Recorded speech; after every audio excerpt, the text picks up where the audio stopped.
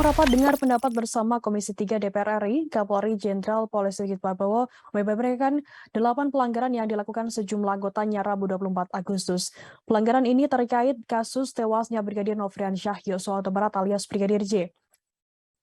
Listio mengatakan sejumlah anggotanya diduga berupaya menghalang-halangi penyidikan dugaan pembunuhan berencana Brigadir J ini.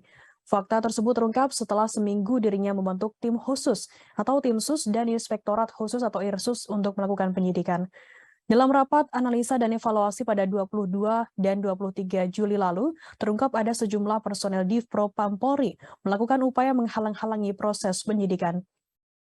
Ada yang berperan memberikan tekanan, intimidasi, intervensi, upaya mengaburkan fakta hingga menghilangkan barang bukti.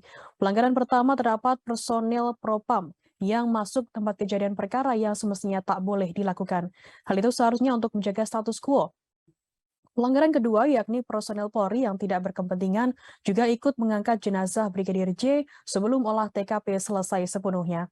Pelanggaran ketiga, personel Divpropam memerintahkan ART Irjen Ferdisambo untuk membersihkan TKP saat kondisi sudah kosong. Pelanggaran keempat yakni personel Polri bernama Susanto dan Agus Nurpatria memegang dan mengokang senjata api yang digunakan Baradae selesai kejadian. Pelanggaran kelima yakni barang bukti 2 pucuk senjata api, magazin, dan peluru di TKP baru diberikan kepada penyidik Polres Jakarta Selatan pada 11 Juli 2022. Sementara itu pelanggaran keenam yakni barang bukti alat komunikasi para tersangka dihilangkan dan diganti dengan ponsel yang baru. Hal ini guna menutup-nutupi peristiwa sebenarnya. Pelanggaran ketujuh yakni penyidik Polda Metro Jaya tak melakukan penyidikan secara utuh terkait CCTV. Bahkan ada beberapa rangkaian peristiwa penting yang dihilangkan.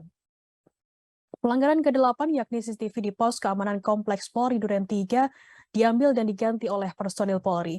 Irsus dan tim sus mengungkap peran dari masing-masing personel yang terlibat.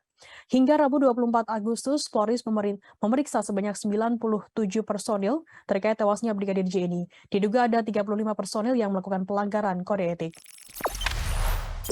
Jangan lupa subscribe, share, komen, dan like ya!